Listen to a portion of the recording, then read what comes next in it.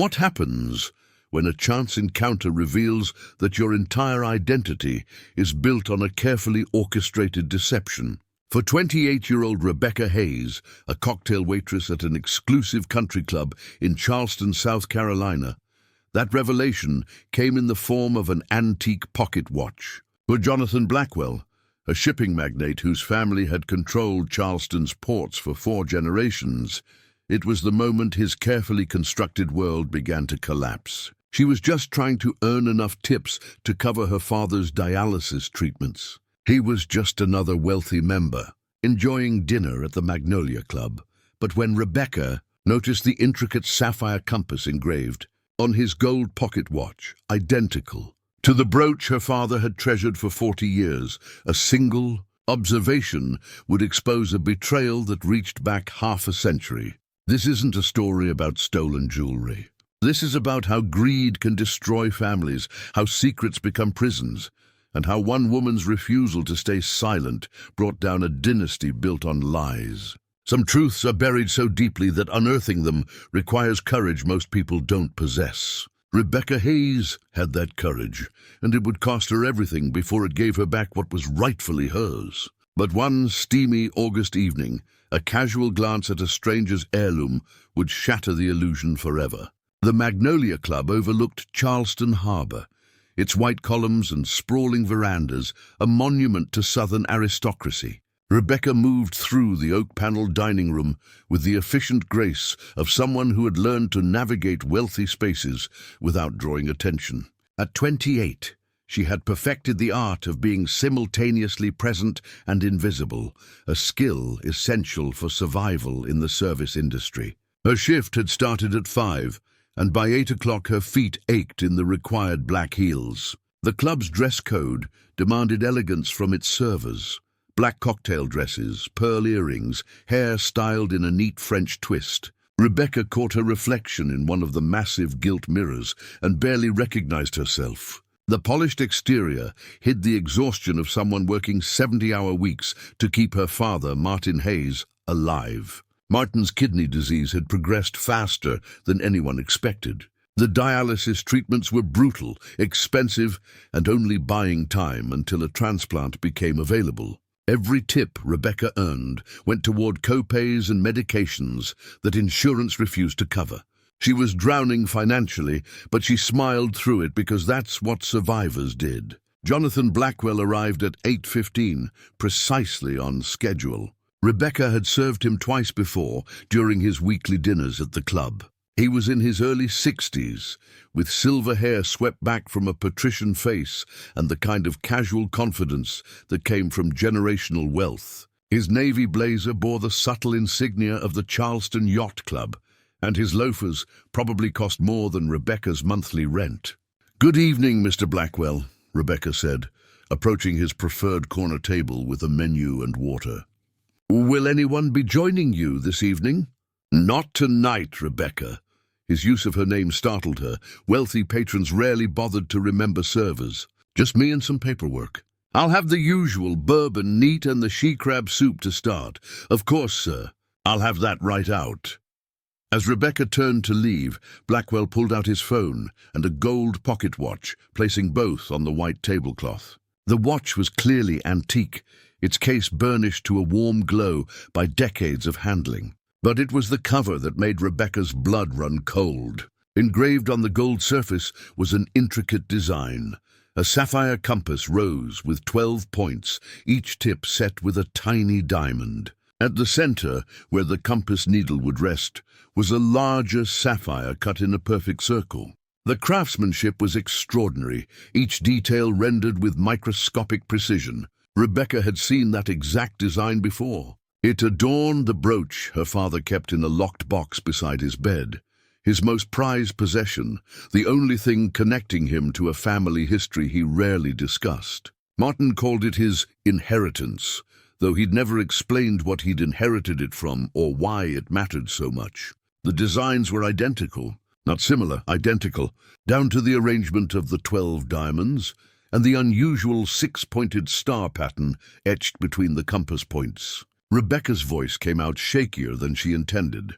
Mr. Blackwell, I'm sorry, but that pocket watch, it's beautiful. Is it a family heirloom? Jonathan looked up from his phone, following her gaze to the watch. His expression shifted from pleasant courtesy to something harder, more guarded. It is. Why do you ask? The compass design, it's so distinctive. My father has a brooch with the exact same pattern. The sapphire compass, rose with the diamond points, and the star etching. He's always said it was one of a kind. The temperature in the room seemed to drop 10 degrees. Jonathan Blackwell's face went from guarded to actively hostile in the span of a heartbeat. He picked up the watch, his movements deliberate and controlled. That's impossible. I'm certain of it, sir. I've seen my father's brooch thousands of times. The design is identical. This watch, Jonathan said, his voice dropping to a dangerous whisper, was commissioned in 1955 by my grandfather, Edmund Blackwell, from a master jeweler in London. It's unique, the only one of its kind. There is no brooch with this design. Rebecca felt her cheeks flush with embarrassment and indignation. Sir, I'm not lying to you. My father has— Your father, Jonathan interrupted, standing abruptly, has either been deceived by a cheap knockoff or he's in possession of property that doesn't belong to him. Either way, I suggest you refrain from making accusations about my family's heirlooms. He placed a $100 bill on the table, far more than his order would cost, and walked toward the exit with rigid dignity. But as he reached the door, he paused and turned back, his steel blue eyes finding Rebecca across the crowded dining room. What's your father's name? Martin Hayes. Something flickered across Jonathan's face, recognition or perhaps fear. He gave a curt nod and disappeared into the Charleston night, leaving Rebecca standing among the elegant tables with her heart racing and her mind spinning with questions. She finished her shift in a daze, mechanically serving drinks and clearing plates while her thoughts churned.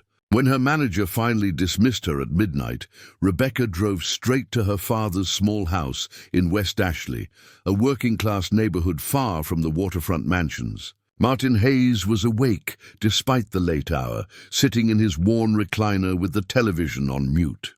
At 63, he looked a decade older, his body ravaged by kidney disease and decades of hard labor. He'd worked as a maritime mechanic until his health forced him into early retirement, and the physical toll showed in every line of his weathered face. "Becky, what are you doing here so late?" Martin's voice was rough, weakened by his illness. "Dad, I need to see the brooch. The sapphire compass." Martin's expression shifted from confusion to something that looked almost like panic. "Why, what's happened?" "Please, Dad, just show it to me." With trembling hands, Martin reached for the lockbox on the side table. He fumbled with the combination, his fingers no longer as steady as they once were, and finally opened it. Inside, wrapped in black velvet, was the brooch. Rebecca held it under the lamp, examining every detail. The sapphire compass rose, gleamed in the light, each of the 12 diamond points catching and refracting the illumination. The star pattern etched between the compass points was identical to the one on Jonathan Blackwell's pocket watch. This wasn't a cheap knockoff. The craftsmanship was extraordinary, the materials clearly genuine. "Where did you get this, Dad? Tell me the truth." Martin's eyes filled with tears. "It was my father's, your grandfather's. He gave it to me when I was 23 years old, right before he died. He said it was proof. Proof of what? That I was a Blackwell." The words hung in the air between them, impossible and yet undeniable. Rebecca sank onto the couch, her legs suddenly unable to support her weight. "What are you talking about?" Martin's story came out in halting fragments, pieces of a puzzle he'd carried in silence for 40 years. His mother, Catherine Hayes, had been a secretary at Blackwell Shipping in the 1950s. She'd fallen in love with her employer's son, Edmund Blackwell's youngest child, James. They'd had an affair that resulted in Martin's birth in 1962. "My mother said James wanted to marry her," Martin explained, his voice breaking. He told her he'd convince his family that they'd find a way. But when she told him she was pregnant, everything changed. His father, your great-grandfather Edmund, found out. He offered my mother money to disappear, to raise me alone, and never contact the Blackwell family again. Did she take it? She didn't have a choice. Edmund Blackwell told her that if she refused, he'd destroy her reputation, make sure she never worked in Charleston again. He threatened to have her declared an unfit mother and take me away. She was a single woman with no family, no resources. What could she do? Rebecca felt sick, so she took the money.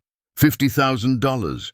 She signed papers, saying she'd never claim I was James's son, never seek any support from the Blackwell family. But James, he was devastated. He couldn't stand by and let me grow up thinking he'd abandoned me. So he had 2 pieces made from the same design his father had commissioned for the family pocket watch. One for him, one for me. The brooch was supposed to be proof that I was his son, that he hadn't forgotten me. Where is James now? Martin's face crumpled. Dead. He died in a boating accident in 1967 when I was 5 years old. My mother said it wasn't an accident. She said Edmund Blackwell had his own son killed because James was planning to acknowledge me publicly, to fight for custody. But she could never prove it. The story was so horrifying, so melodramatic, that Rebecca wanted to dismiss it as paranoid delusion. But the brooch in her hands was real, the craftsmanship identical to Jonathan Blackwell's watch. And Martin's pain was genuine. This wasn't a story he'd invented for sympathy. Did you ever try to contact them? To prove you were part of the family? Once, Martin admitted.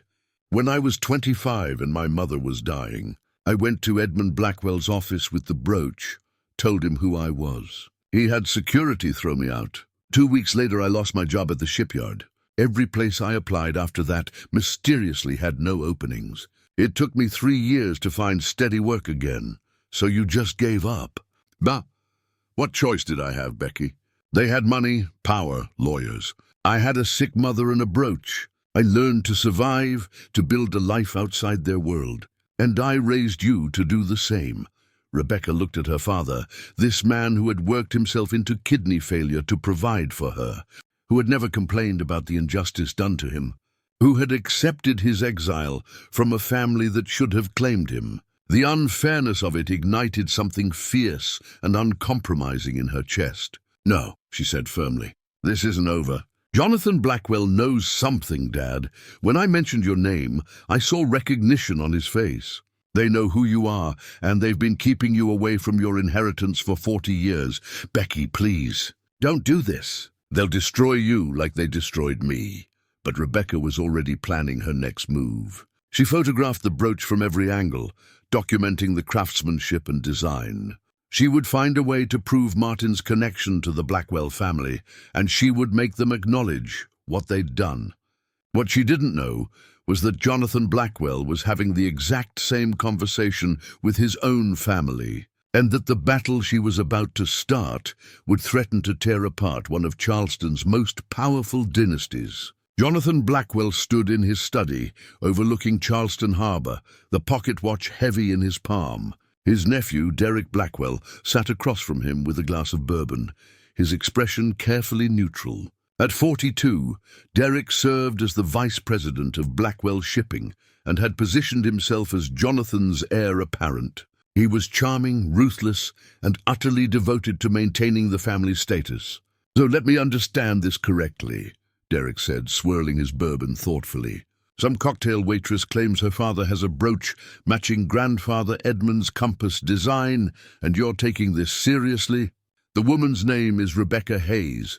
Her father is Martin Hayes. Derek's carefully controlled expression cracked slightly. Martin Hayes? The mechanic who tried to extort money from grandfather back in the 80s. He wasn't extorting anyone. He was claiming to be James's son. A claim with no proof beyond a story and a piece of jewelry that could have been copied from photographs. Jonathan set the watch down carefully on his mahogany desk. Derek, I've been going through the family archives. I found something in Edmund's private papers. He slid a folder across the desk. Inside were yellow documents, a birth certificate for Martin Hayes, dated March 15, 1962, with the father listed as unknown. But paperclipped to it was a handwritten note in Edmund Blackwell's distinctive script. Catherine Hayes gave birth March 15th. Boy, James acknowledges paternity. Have offered settlement. She accepted. Matter closed. Jeweler confirmed commission of second piece per James's request. Must ensure no future contact. Derek read the note, his face paling. This doesn't prove anything legally. It proves James was Martin's father. Which makes Martin my half-brother and Rebecca Hayes my niece. So what? Derek's voice rose, anger replacing his usual smooth control. This family has worked for 4 generations to build our position in Charleston. You want to throw that away for some mechanic and his waitress daughter? I want to do what's right. Right? But Derek laughed bitterly. Jonathan, do you know what acknowledging Martin Hayes would mean? It would mean admitting Edmund paid off a pregnant employee and covered up a family scandal. It would mean Martin has a claim to part of the family estate. It would mean this cocktail waitress could sue for 50 years of lost inheritance. We'd be destroyed. We'd be honest. Derek stood up, his movements sharp with barely contained fury. I won't let you do this. The Blackwell name means something in this city, and I won't watch you flush it down the toilet for some misplaced guilt. It's not your decision to make. Then I'll make it mine, Derek said coldly. Martin Hayes is a nobody. His daughter is a nobody, and they'll stay nobodies if I have anything to say about it. He left the study, leaving Jonathan alone with the weight of his family's sins and the impossible choice before him. Acknowledge Martin and Rebecca, risking everything the family had built, or protect the Blackwell legacy by perpetuating a 50-year-old injustice. For 3 days, nothing happened. Rebecca worked her shifts at the Magnolia Club, but Jonathan Blackwell didn't return. She visited her father daily, watching him grow weaker as the dialysis took its toll.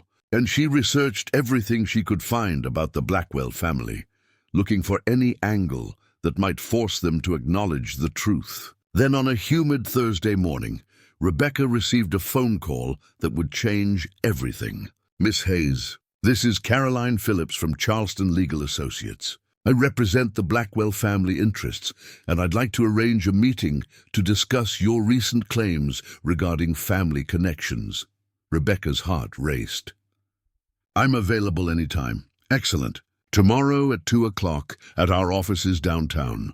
Come alone, and please bring the brooch you mentioned. The law offices of Charleston Legal Associates occupied the top 3 floors of a historic building on Broad Street. The waiting room was all mahogany paneling and leather furniture, designed to intimidate anyone who didn't belong in Charleston's elite circles. Rebecca sat with the brooch secure in her purse, wearing her best dress, a simple navy sheath that had cost 2 paychecks but looked appropriately professional. Caroline Phillips turned out to be a severe woman in her 50s, with iron-gray hair and the kind of penetrating gaze that made Rebecca feel like a specimen under a microscope. She led Rebecca to a conference room where Jonathan Blackwell already waited, along with Derek Blackwell and another man Rebecca didn't recognize. Miss Hayes, thank you for coming, Caroline began, her voice professionally cordial. I believe you've met Jonathan Blackwell. This is his nephew Derek, and this is Dr. Samuel Chen, a gemologist and authenticator. Rebecca shook hands mechanically, her instincts screaming that this was a trap. What is this about? We'd like to examine the brooch you claim matches our family's heirloom design, Caroline said. Dr. Chen will authenticate the materials and craftsmanship. Rebecca reluctantly handed over the brooch, watching as Dr. Chen examined it under a jeweler's loupe. He took photographs, measured the sapphire and diamonds, and made notes in a leather journal. The examination took nearly 30 minutes, during which no one spoke. Finally, Dr. Chen looked up, his expression troubled. The materials are genuine. Natural sapphire, conflict-free diamonds, 18-karat gold. The craftsmanship is consistent with mid-1950s London work, possibly Garrard's or Cartier. And the design... He paused, glancing at Jonathan's pocket watch. The design is identical in every measurable way. Derek leaned forward aggressively. Which proves nothing, except that someone copied the design from photographs. Actually, Dr. Chen said carefully, that's unlikely. The level of detail matches too precisely. The star-etching pattern between the compass points includes microscopic variations that wouldn't be visible in photographs. This appears to be crafted by the same jeweler who made Mr. Blackwell's watch. The room fell silent. Caroline cleared her throat, pulling out a stack of documents. "Miss Hayes, the Blackwell family is prepared to make you a generous offer. $300,000 in exchange for the brooch and your signed agreement never to claim any family connection or inheritance." Rebecca stared at the contract Caroline slid across the table. $300,000. It was more money than she'd earn in 10 years. It could pay for her father's transplant, give them both financial security. All she had to do was deny her father's identity and abandon his rightful place in the family. "No," Rebecca said firmly. Derek's face flushed with anger. "You're making a mistake. Take the money and walk away." "This isn't about money," Rebecca said, standing up. "It's about my father spending his entire life knowing his own family rejected him. It's about him being denied his inheritance, his name, his rightful place. You can't buy that back." "Your father," Derek said coldly, "is the son of a secretary who slept with her boss. He's not family. He's a scandal we've managed to keep quiet for 50 years. He's James Blackwell's son," Rebecca countered. "That makes him a Blackwell, whether you like it or not." Jonathan spoke for the first time, his voice quiet but firm. "She's right, Derek." Everyone turned to stare at him. Derek's expression shifted from anger to betrayal. "Jonathan, you can't be serious. I've seen Edmund's notes. I've had the brooch authenticated. Martin Hayes is my half-brother, which makes Rebecca my niece. I won't continue covering up what was done to them." Caroline's professional composure cracked slightly. "Mr. Blackwell, I strongly advise against any acknowledgement of—" "I don't care about your advice," Jonathan interrupted. "This family has done enough damage. It ends now." Derek stood abruptly, his chair scraping against the hardwood floor. "Then you're a fool. You think acknowledging them will make this go away? It will destroy everything grandfather built, everything you've worked for. The lawsuits alone will bankrupt us. Then we'll face them honestly," Jonathan replied. "I won't let you do this," Derek said, his voice dropping to a dangerous whisper. "I've spent my entire life building this company, protecting this family. I won't watch you throw it away."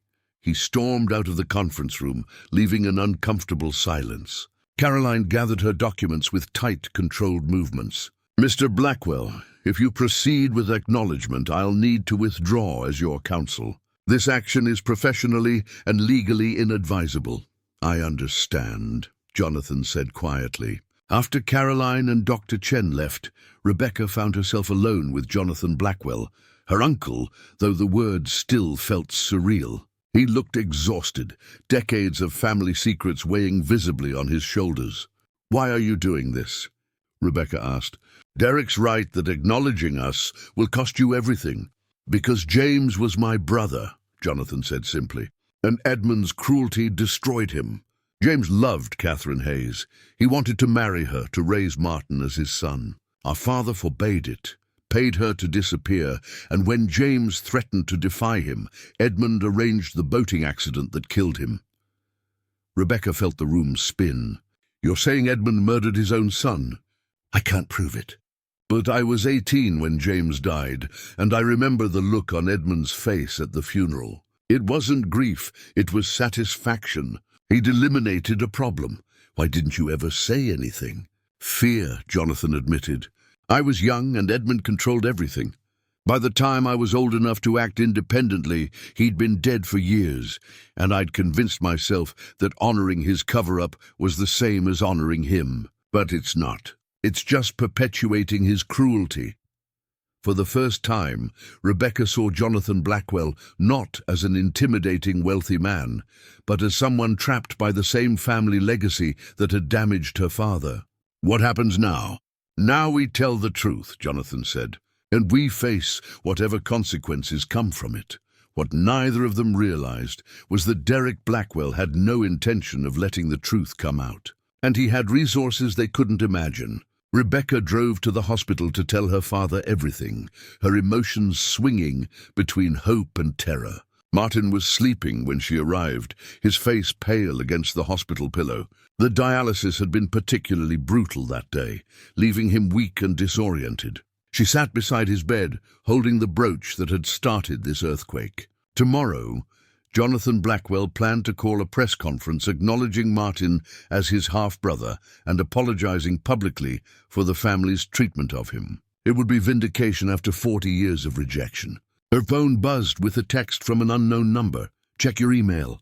You need to see this before you make any decisions."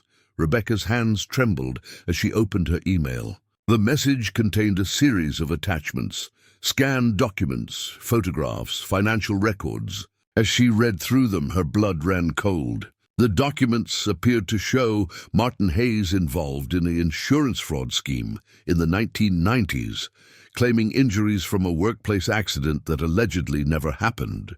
There were police reports about domestic violence incidents, Martin allegedly attacking Catherine Hayes multiple times before her death. There were bank records showing suspicious cash deposits consistent with extortion payments. Every document was damning, painting Martin as a criminal and a liar whose claims about being a Blackwell were part of a decades-long con game. Rebecca knew immediately that the documents were fabricated.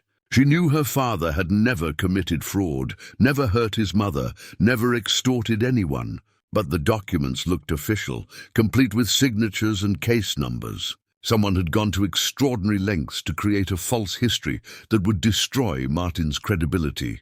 A new email arrived. "Release this to the media, or I will. Your choice." The message was unsigned, but Rebecca knew who sent it. Derek Blackwell was demonstrating exactly how far he'd go to protect the family secrets. If Rebecca and Jonathan proceeded with the press conference, Derek would release these fabricated documents and destroy Martin's reputation. Even if they eventually proved the records were false, the damage would be done. Martin would be branded a con artist and a criminal in every newspaper and television report. Rebecca called Jonathan immediately. He answered on the first ring, his voice tense. "Rebecca, I just received an email. I got it too. It's all lies. Every document is fabricated." "I know that," Jonathan said grimly. "But Derek knows that most people will believe the first story they hear. By the time we prove it's false, the narrative will be set. Martin will be the villain and we'll be the duped victims. So what do we do?" There was a long pause. "I don't know. If we proceed with the press conference, Derek destroys your father's reputation. If we back down, Derek wins, and the truth stays buried. I need time to think." But time was the one thing they didn't have. As Rebecca sat beside her sleeping father, a nurse entered with a concerned expression. "Miss Hayes, I need to speak with you about your father's treatment." "What's wrong?" "There's been a complication with his insurance authorization. They're denying coverage for his next dialysis appointment, claiming there's an investigation into potentially fraudulent claims submitted under his name. Without coverage, we can't continue treatment." Rebecca felt like she'd been punched in the stomach. Derek hadn't just threatened to release false documents, he'd actually submitted them to Martin's insurance company. Her father's life-saving treatments had been suspended based on fabricated fraud allegations. "How long can he go without dialysis?" The nurse's expression was sympathetic. "A few days, maybe a week. After that, the toxins building up in his blood will become life-threatening." Rebecca sat in the hospital room, watching her father sleep, and realized with crystalline clarity that she was facing an impossible choice. Fight for the truth and watch her father die, or surrender and save his life while burying justice forever. The weight of that decision was crushing. She thought about all the years Martin had worked himself into illness to provide for her, never complaining about the injustice done to him. She thought about James Blackwell, who had loved Catherine Hayes enough to defy his family and had died for it. She thought about all the lies and cover-ups that had poisoned 3 generations of family. And she knew what she had to do. Rebecca spent the next 48 hours moving like a woman possessed. While Martin fought for his life in the hospital, his daughter was fighting for something bigger than insurance coverage or inheritance rights. She was fighting for truth itself, Her first call was to investigative journalist Amanda Richardson at the Charleston Post and Courier. Amanda had built her career exposing corruption among South Carolina's elite, and she answered Rebecca's call with skeptical interest.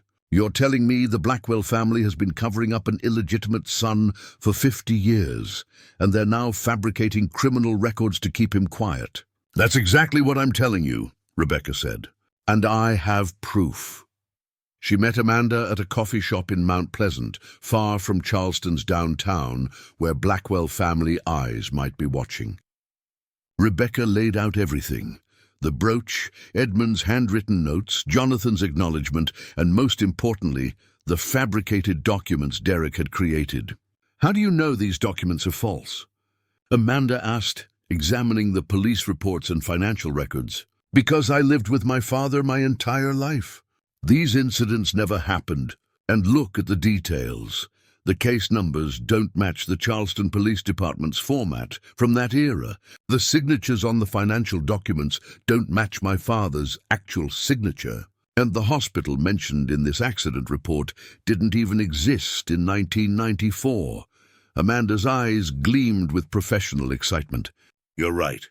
These are amateur forgeries, sophisticated enough to fool an insurance company for a few days, but they wouldn't hold up to serious scrutiny. The problem is that by the time serious scrutiny happens, my father could be dead. Derek Blackwell is using his life as leverage to keep us quiet." Amanda sat back, her expression grave. "Rebecca, what you're describing is conspiracy, fraud, and potentially attempted murder. If I publish this story, the Blackwell family will come after both of us with everything they have." "I know. But if we don't publish it, they get away with it, again, for the third generation." Amanda made her decision. "Give me 24 hours. I need to verify independently every claim you're making, get statements from all parties, and build a case that will stand up to the inevitable legal challenges." "Can your father survive 24 hours? "I don't know," Rebecca admitted. "But I know he'd rather die than let them win."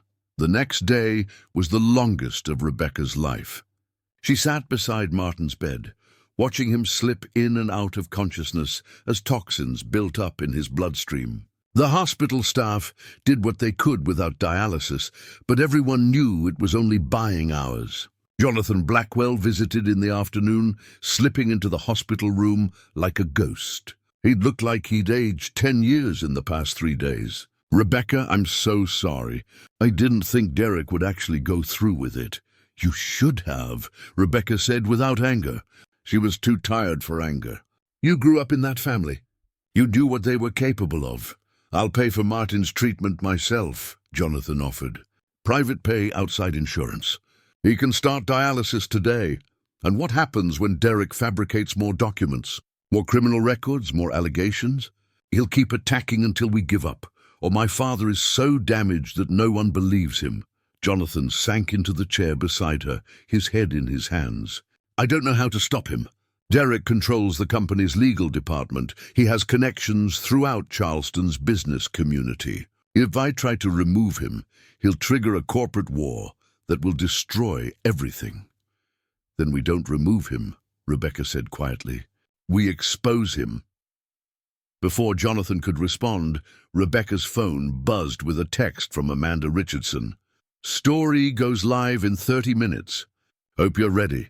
Rebecca handed her phone to Jonathan, letting him read the message. His face paled. "Rebecca, once this story publishes, there's no going back. Derek will do everything in his power to destroy both of us." "I know," Rebecca said, looking at her unconscious father. "But some things are worth destroying your life for. Truth is one of them." At exactly 4 o'clock, the Charleston Post and Courier published Amanda Richardson's exposé, "Blood Money: How Charleston's Elite Buried a Family for 50 Years." The article was devastating. It included photographs of the brooch and pocket watch side by side, copies of Edmund Blackwell's handwritten notes acknowledging James's paternity, expert testimony about the jewelry's authenticity, and most damning, A detailed analysis of Derek Blackwell's fabricated documents showing exactly how they'd been forged. Amanda had done more than just report Rebecca's claims. She'd independently verified every allegation and uncovered additional evidence of the Blackwell family's cover-up. She'd found Catherine Hayes's original employment records at Blackwell Shipping, tracked down former employees who remembered James's relationship with her, and located the insurance investigator who had flagged Derek's fabricated documents as suspicious. The story went viral within hours. National news outlets picked it up by evening. Social media exploded with outrage over the Blackwell family's treatment of Martin Hayes and their apparent attempt to let him die rather than acknowledge him as family. By 8 o'clock, protesters had gathered outside the Blackwell shipping offices, demanding Derek Blackwell's resignation. By 10 o'clock, the Charleston Police Department had announced an investigation into the fabricated documents. By midnight, 3 major clients had announced they were terminating their contracts with Blackwell Shipping, citing ethical concerns. The dynasty was crumbling in real time, broadcast live on Twitter and cable news. Rebecca sat beside her father's bed, watching the media firestorm unfold on her phone. Martin stirred, his eyes fluttering open. "Becky, what's happening?" "We won, Dad," Rebecca said, tears streaming down her face. "The truth is out, and they can't bury it anymore." Martin's hand found hers, his grip weak but determined. "Your mother would be proud." "She would be proud of you," Rebecca corrected. "You never gave up, never stopped fighting for justice, even when they tried to break you." At 2 in the morning, Rebecca's phone rang. She answered to find Jonathan on the other end, his voice tight with barely controlled emotion. "Derek's gone. He disappeared about 3 hours ago. Took a private jet to a country with no extradition treaty. His lawyer just issued a statement saying he acted without family knowledge or approval. Do you believe that?" There was a long pause. "No, but it's the narrative the family needs to survive. Derek becomes the villain, the rest of us claim ignorance, and life goes on." "That's not justice," Rebecca said. "No," Jonathan agreed. "But it's the best we're going to get." "Rebecca, I've arranged for Martin's dialysis to resume tomorrow, and I've established a trust fund in his name, not as compensation. We can never compensate for what was done to him, but as acknowledgement of his rightful place in this family." "What about the company? The scandal?" "Blackwell Shipping will survive, probably under new leadership. I'm stepping down as CEO. The board will install someone with no family ties, clean up our reputation, try to move forward. But Rebecca, I want you to know, Martin is my brother. You're my niece. That doesn't change, regardless of what happens with the business."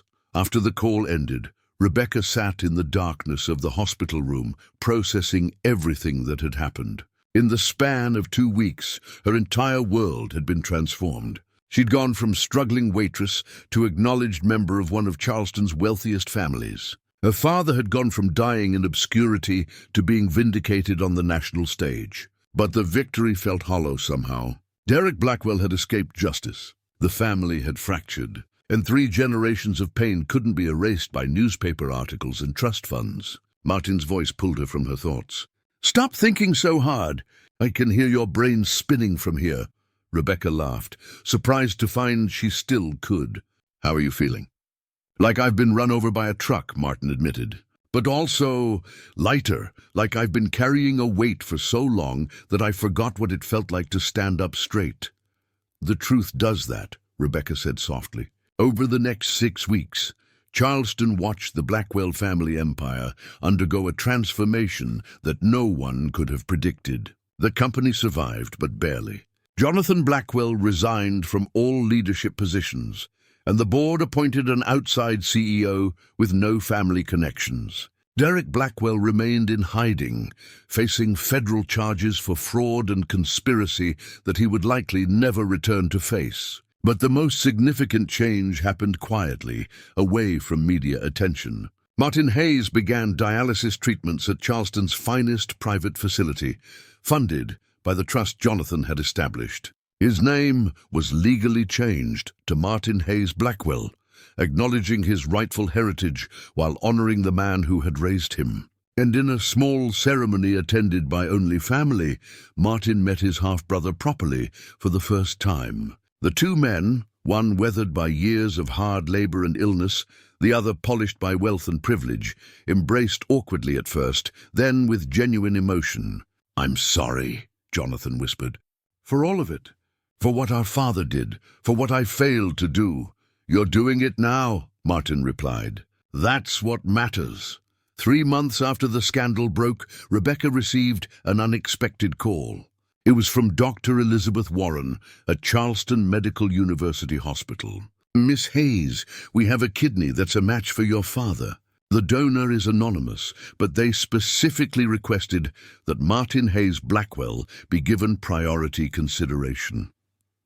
Rebecca knew immediately who the donor was. Jonathan Blackwell had quietly undergone testing, discovered he was a match for his half-brother, and donated one of his kidneys without fanfare or publicity. It was, Rebecca realized, the ultimate form of restitution, giving part of himself to save the brother his family had tried to destroy. The transplant surgery was successful. Martin woke up in the recovery room to find both his daughter and his brother waiting beside his bed. For the first time in years, his body was free from the poison that had been slowly killing him. And for the first time in his life, he was surrounded by family who acknowledged him. "Welcome back," Jonathan said quietly. Martin smiled weakly. "It's good to be back."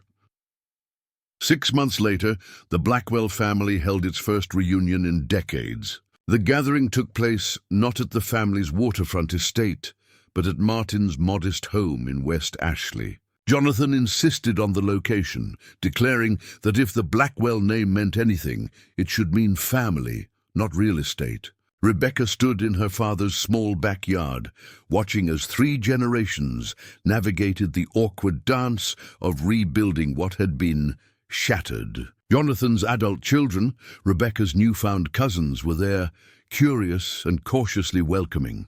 Former Blackwell shipping employees who had known James came to pay their respects and share stories about the man Martin had never known. And in the center of it all, Martin Hayes Blackwell held court from a lawn chair, his body still recovering, but his spirit stronger than Rebecca had seen in years. He wore the sapphire compass brooch pinned to his shirt, and Jonathan wore his matching pocket watch, the 2 pieces finally reunited after 50 years of separation. Amanda Richardson attended as well, documenting the reunion for her follow-up story. She pulled Rebecca aside as the afternoon sun cast long shadows across the yard. "How does it feel?" Amanda asked. "To have won?" Rebecca considered the question carefully. "We didn't win. We just stopped losing. There's a difference." That's surprisingly philosophical for someone who just exposed one of Charleston's biggest scandals.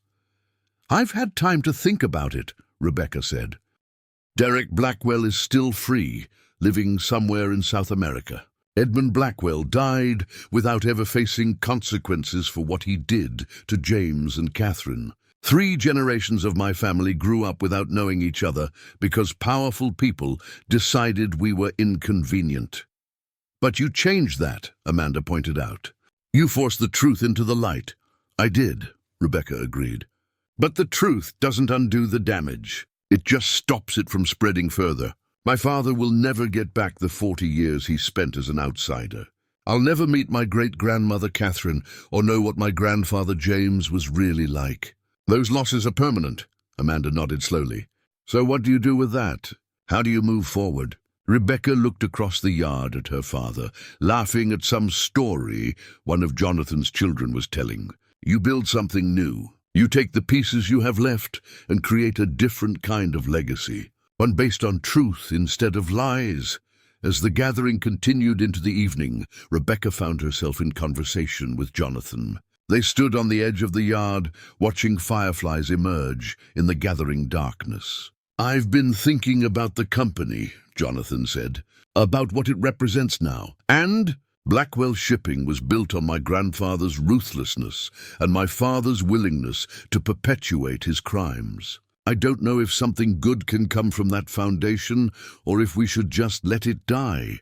Rebecca was quiet for a moment.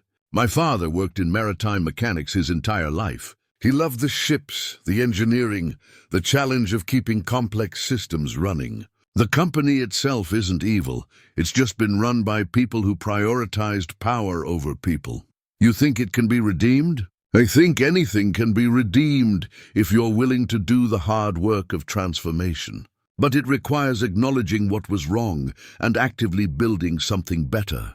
Jonathan turned to face her fully. Rebecca, the board has asked me to recommend new leadership for the charitable foundation. It's been dormant since Derek fled, but there's still significant funding and potential for community impact. I'd like to recommend you. Rebecca laughed, surprised. I'm a waitress with a high school diploma. I'm not qualified to run a foundation. You exposed a 50-year cover-up, fought against one of Charleston's most powerful families, and never once backed down, even when it would have been easier and more profitable to stay quiet. I'd say you're exactly qualified. The offer was tempting, but Rebecca hesitated. I need to think about it. My whole life has been about survival, working multiple jobs, scraping by, taking care of my father. I don't know who I am when I'm not fighting just to stay afloat. Then maybe it's time to find out, Jonathan suggested. The party wound down as night settled over Charleston. Guests departed with promises to stay in touch, to continue building the family connections that had been severed for so long. Martin retired early, exhausted but content, leaving Rebecca and Jonathan to clean up the remnants of the celebration. As they worked in companionable silence, Rebecca's phone buzzed with an email notification. She glanced at the screen and felt her blood run cold. The email was from an anonymous account containing a single attachment. A photograph of Derek Blackwell on a beach in the Cayman Islands, smiling at the camera with a beautiful woman beside him. The message was brief. Justice delayed is justice denied. Some people never face consequences. How does that make you feel? Rebecca showed the email to Jonathan, watching his expression shift from confusion to anger. Someone's trying to provoke you, he said. Don't take the bait. But they're right, Rebecca said. Derek destroyed documents, fabricated evidence, nearly killed my father. And now he's living on a beach somewhere, without a care in the world. Where's the justice in that? Jonathan was quiet for a long moment. There isn't any. Not the kind you're looking for. Derek will spend the rest of his life in hiding, unable to return to Charleston, cut off from the family and business he dedicated his life to. That's not nothing, but it's also not proportional to what he did. So he wins. No, he lost everything that mattered to him. But you're right that he didn't face legal consequences, and that's infuriating. Sometimes the universe isn't fair, Rebecca. Sometimes bad people get away with terrible things. The question is whether you let that injustice define you, or whether you focus on building something better with what you have. Rebecca deleted the email without responding. Jonathan was right. Dwelling on Derek's escape wouldn't change anything. But the unfairness of it would always sting, a reminder that wealth and power could still buy a certain kind of freedom.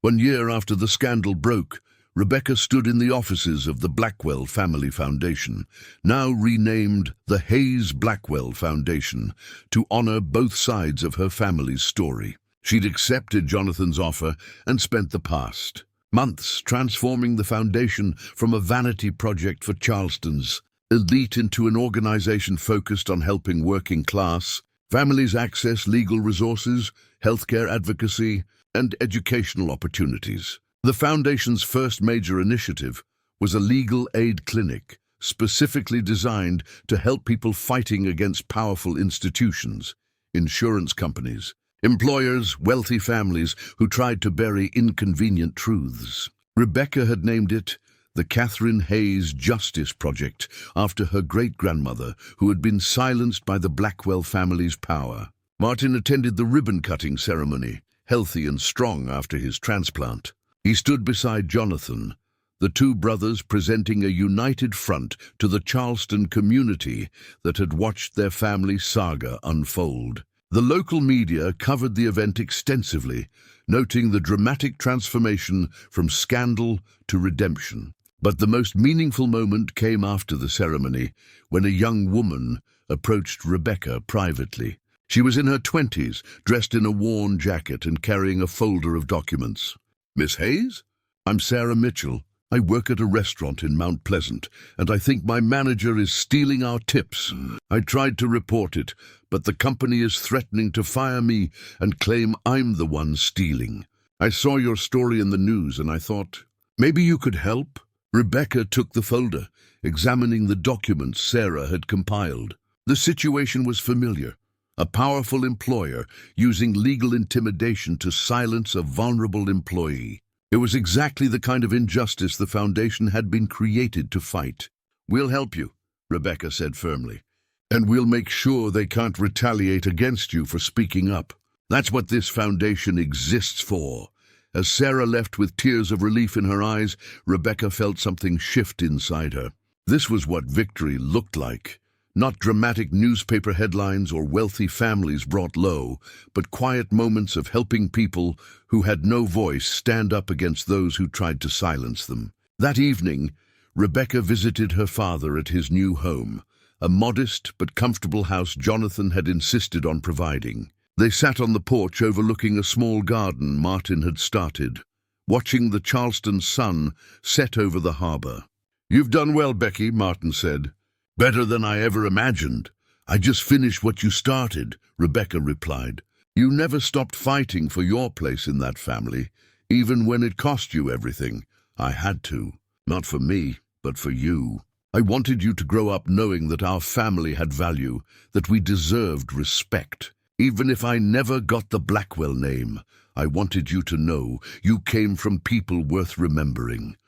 Rebecca pulled the sapphire compass brooch from her pocket, the artifact that had started this entire journey. "What should I do with this?" "It's yours by right, but it feels like it belongs in a museum or something," Martin smiled. "Keep it, not as a reminder of what was stolen from us, but as proof that love survives even when powerful people try to destroy it. James Blackwell loved my mother enough to commission that brooch, knowing it would anger his family. Catherine loved me enough to keep it safe for decades. That's the legacy that matters, not the money or the name. Do you ever regret it?" Rebecca asked.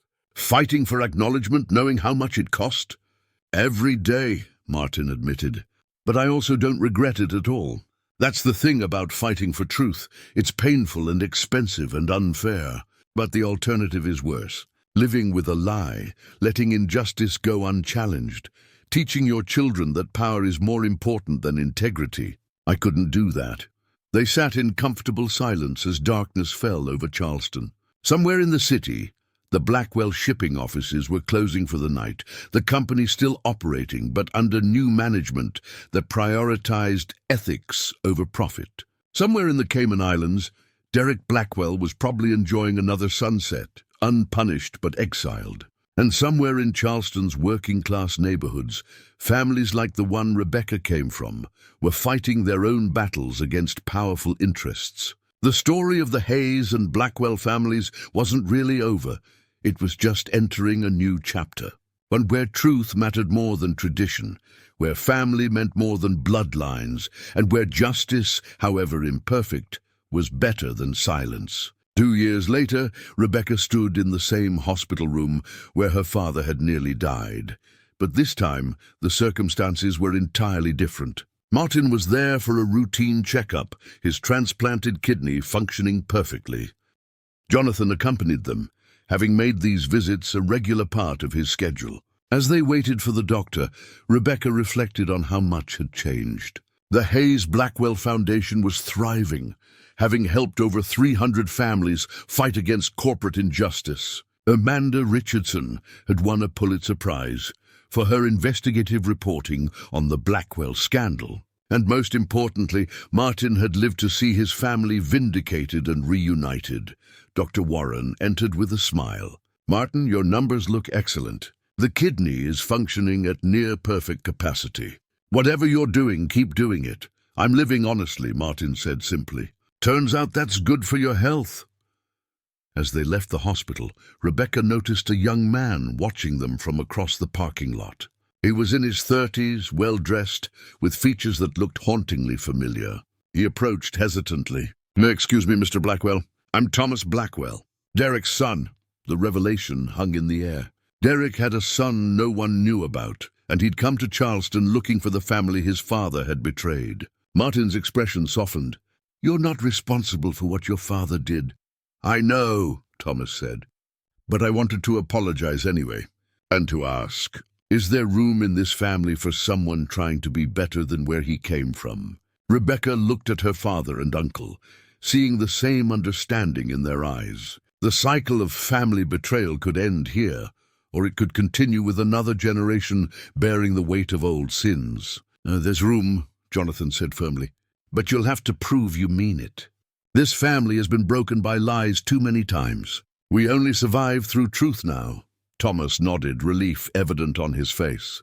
"I understand, and I'm willing to do whatever it takes." As they stood in the hospital parking lot, 4 generations of Blackwell, blood connected by trauma and hope, Rebecca realized that this was what redemption actually looked like. Not dramatic gestures or perfect justice, but the slow, difficult work of building something better from broken pieces. The sapphire compass brooch remained in Rebecca's possession, a reminder of where they'd come from. But it no longer represented loss or betrayal. It symbolized the truth that love and integrity could survive even the most determined efforts to destroy them. And sometimes that survival was the greatest victory of all. What began with a cocktail waitress noticing a pocket watch in an upscale country club had become a story about the power of truth to transform lives and topple dynasties built on lies. Rebecca Hayes proved that ordinary people possess extraordinary courage when fighting for what's right, and that family isn't defined by wealth or name,